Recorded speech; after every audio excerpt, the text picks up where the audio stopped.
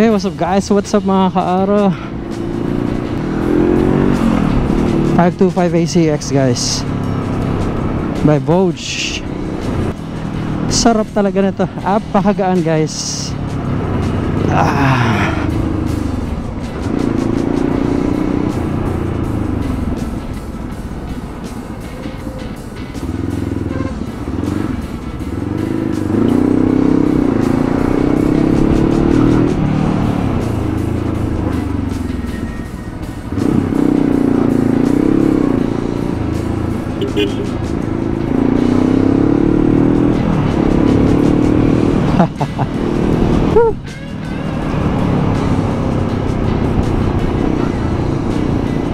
Napakagaan. Ibang-iba ang ride nito kung ikukumpara natin sa DSX natin, no? I mean, super light. May enjoy mo talaga pagka sanay ka na sa DSX, tapos dito ka pupunta. Napakagaan nito.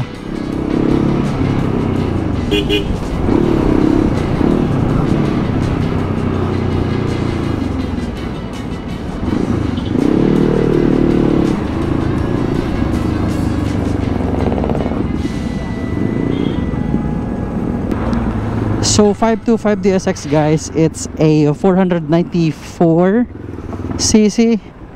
Ito yung scrambler iteration ng nitong engine na to, no? Syempre meron sila nung AC, which is more of a classic styling. Ito classic pero may scrambler, ano siya, yung tambucho na nasa gilid. I mean, nakataas kung ikukumpara dun sa AC nila, the standard AC. I stand 5'4", dun sa mga hindi nakakaalam yet. This bike really fits me, you know. But traffic dito. Ang dami ginagawa. Ang dami nangyayaring pinagkakakitaan ngayon.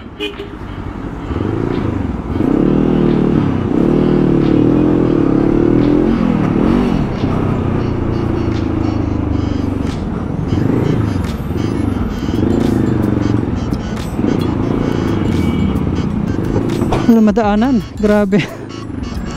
Ganda talaga pagka panahon ng Kapaskuhan, pati motor traffic na.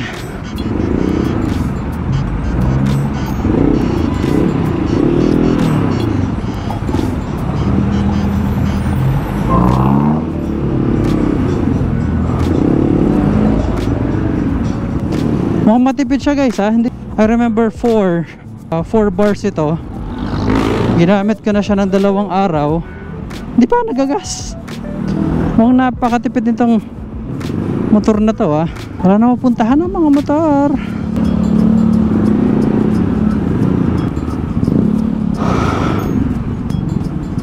Oh boy, boy, oh boy. What the heck? Ganito rito. Kahit saan ka magpunta, wala na.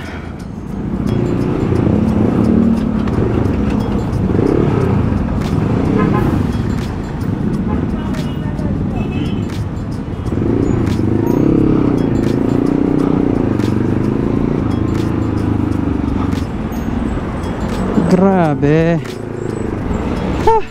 Grabe ang traffic na.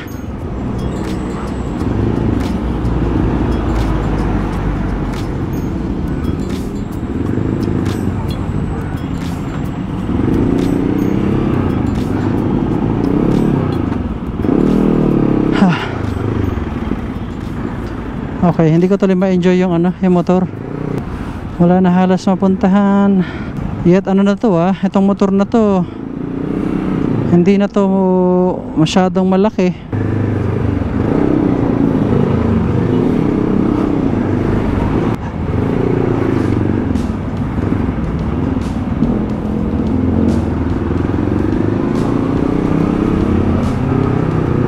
Anyway, monumento guys at mga kaaro.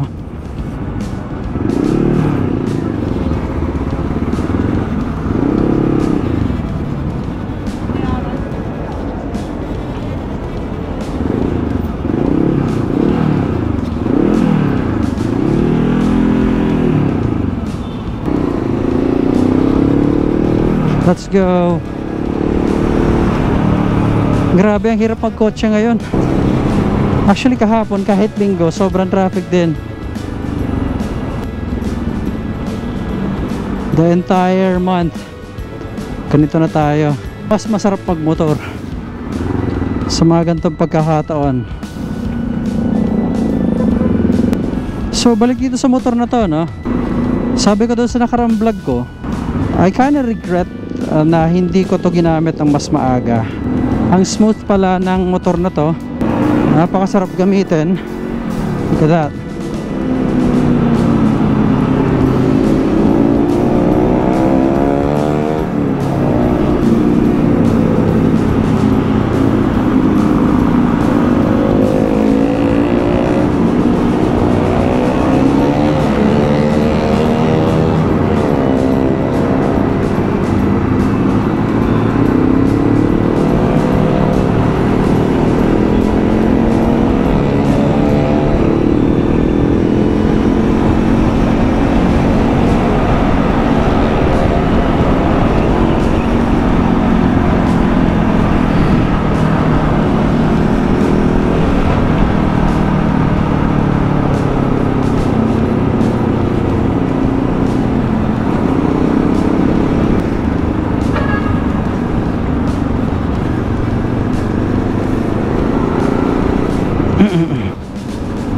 Ako sa Muñoz mukhang matindi traffic nito.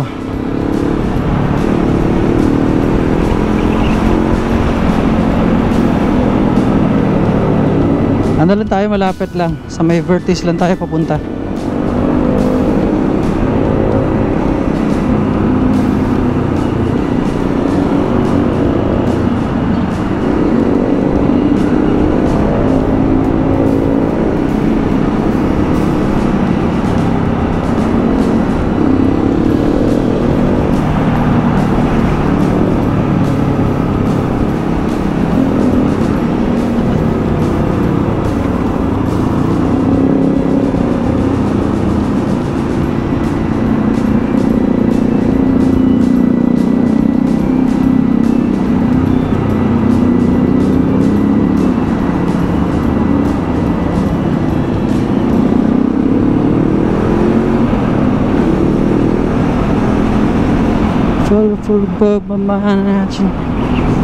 Nga pala guys, etong gamit kong ano ngayon, helmet intercom, eto yung pangalawa na tinest natin, no?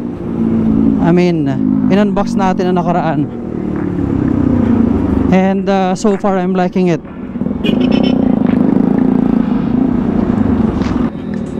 Ang ganda ng bass nya.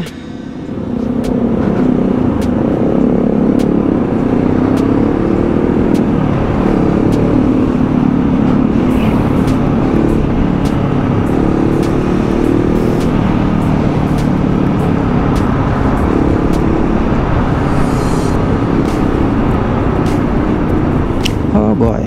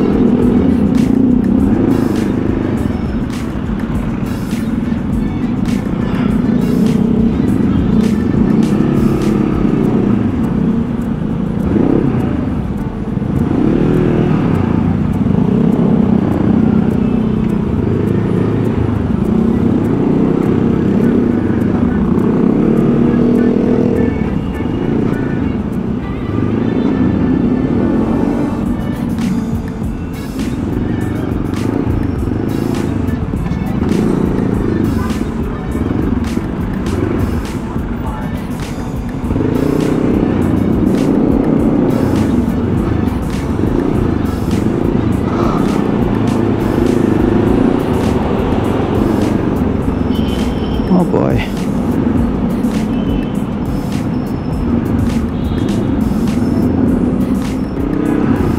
Whew! Grabe. Ang traffic. Tek. Buti na lang, matipid. Matipid tong gamit natin.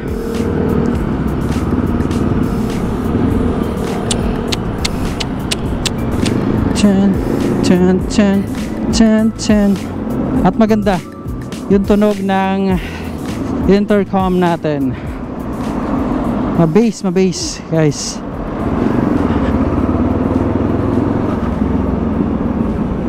Okay.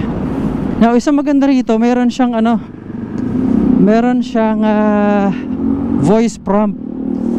So, pipindutin mo lang yung isang button niya rito. Papakita ko sa ibang video yan.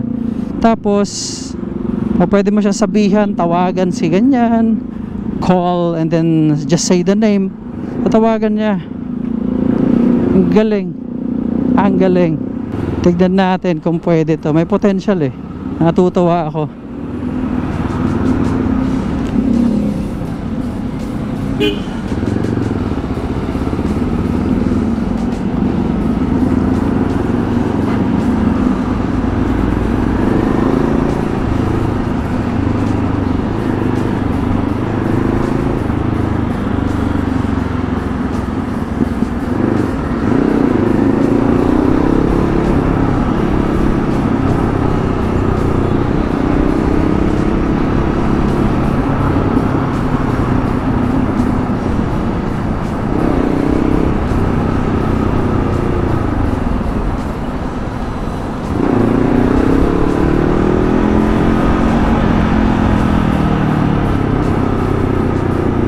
Parang ulan. Huwag naman sana. Takot ako sa ulan eh. Anyway, balikan lang naman tayo dito.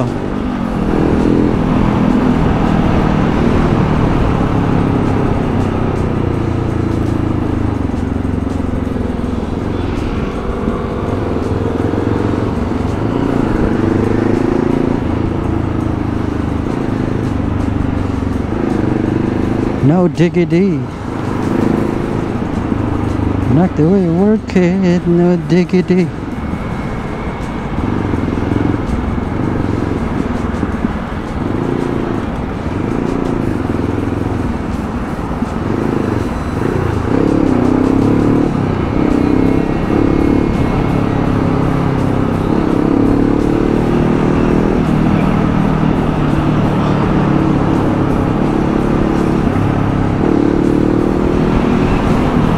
Alam niyo, kung ikukumpara siya sa DSX 525, parang alam mo yon, day and night, ang laki ng difference.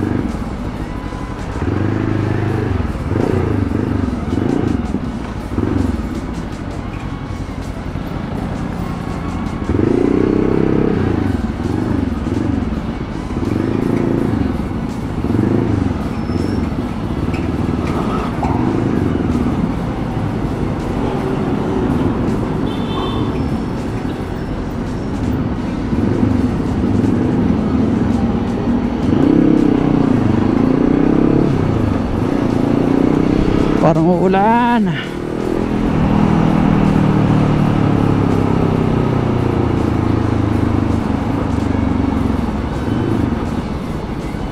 Ay tayo.